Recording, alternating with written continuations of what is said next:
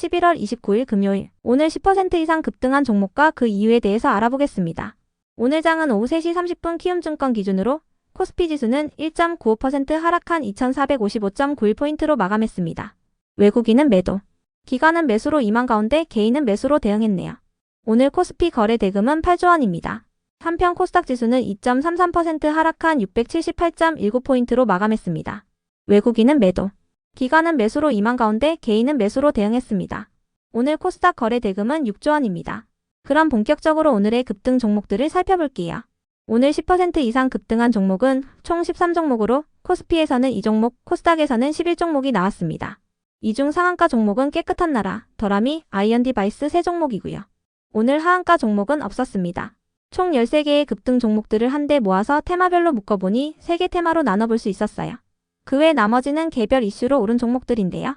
먼저 1번 중국 생리대 파동 테마입니다. 중국에서 생산된 생리대에 대한 품질 이슈가 불거지면서 소비자의 불만이 커지고 있다는 소식입니다. 현지 외신에 따르면 중국 생리대 중 대부분의 제품이 기준에 미달되거나 비위생적이라고 전해졌으며 일각에서는 수입 생리대 제품에 대한 사재기 현상이 발생하고 있다고 하는데요. 이 같은 소식에 생리대와 위생용품을 생산하는 기업들이 시장에서 주목받았습니다. 다음은 이번 우주항공 테마입니다. 오늘 우주항공 테마와 관련하여 특별한 호재가 있던 것은 아니었습니다. 다만 최근 일론 머스크의 우주기업인 스페이스X의 스타쉽이 발사된 가운데 인류의 우주 점령이 가까워지고 있다는 기대감이 지속되고 있는 것으로 추정되는데요. 스타쉽은 스페이스X가 달과 화성 탐사 목표로 개발한 대형 우주선입니다. 우주항공 관련주 중에서도 특히 최근에 특징주가 붙어주었던 기업들의 강세가 두드러졌는데요. LK 삼양은 우주항공 시장에 참여하기 위해 소형 인공위성용 비전검출기에 사용되는 렌즈 시제품의 개발을 의뢰받아 제작 중이라고 밝혔어요. 올해 안에 개발을 완료하고 내년에는 스페이스X가 발사하는 위성에 자사의 렌즈를 탑재하여 성능을 테스트할 계획이라고 설명했습니다. 한편 나노팀은 스페이스X에 게필러 샘플을 공급했다고 밝히면서 어제 상한가로 마감했던 종목인데요. 이번 샘플 공급을 계기로 항공우주 분야로의 진출을 활발히 모색할 계획이라고 밝혔습니다. 다음은 3번 방산 테마입니다. 유럽연합의회가 러시아와 북한의 군사협력을 비판하며 한국의 우크라이나 지원을 요청했습니다. 유럽의회는 우크라이나 방어작전에 상당한 군사적 자원을 제공하기 위해 한국의 우크라이나 무기 지원에 대한 입장 선회를 요청할 것을 촉구한다고 밝혔는데요. 사용된 단어들도 애매하고 언론사마다 다른 번역을 내놓고 있지만 시장에서는 유럽의회가 한국에게 우크라이나의 무기 지원을 제고해달라는 메시지를 보냈다고 해석하고 있습니다. 한편 푸틴 러시아 대통령은 신형 미사일을 통해 우크라이나의 수도인 키이우를 폭격할 수도 있다고 경고했는데요. 이는 우크라이나가 서방산 장거리 미사일로 러시아를 공격한 것에 대한 대응이라고 언급했어요. 그 밖에도 중국과 러시아 군용기가 한국 방공식별 구역을 침범했다는 소식도 전해지면서 방산 기업들 일부가 시장에서 주목받았는데요. 영공까지 넘어오지는 않았지만 군 당국은 전투기를 출격시키고 우발 상황을 막기 위한 대응 조치에 나섰다고 전해졌습니다. 그 외 나머지는 개별 이슈로 오른 종목들입니다. 먼저 더라미와 넥스트아이의 급등 이유는 파악되지 않았는데요.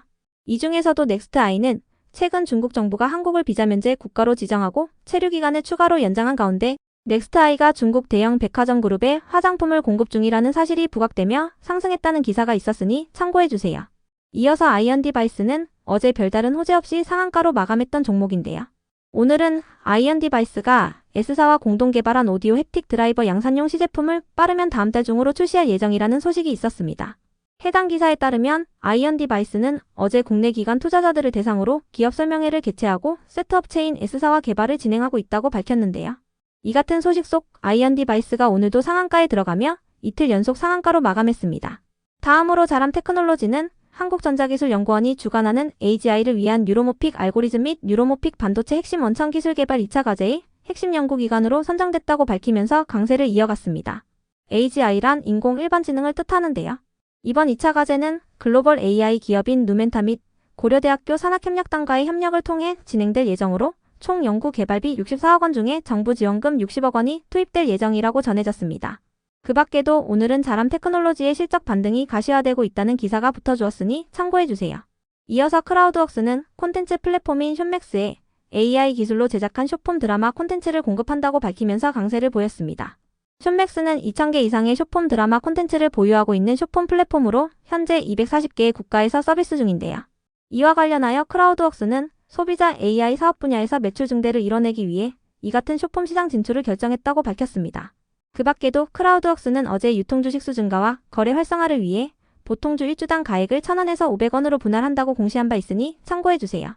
끝으로 이오플로우는 유럽 통합 특허법원인 밀라노 중앙법원이 인슐렛이 제기했던 해외 지적재산권 침해에 대한 가처분 소송에 대해 기각 판결을 내렸다고 공시하면서 강세를 이어갔습니다. 인슐렛은 지난 8월 인슐린 펌프 제품에 대한 해외 지적재산권 침해를 이유로 이오플로우에게 가처분 신청을 제기한 바 있습니다. 그럼 오늘의 거래량과 거래대금 상위 종목들을 시장별로 살펴보고 마칠게요.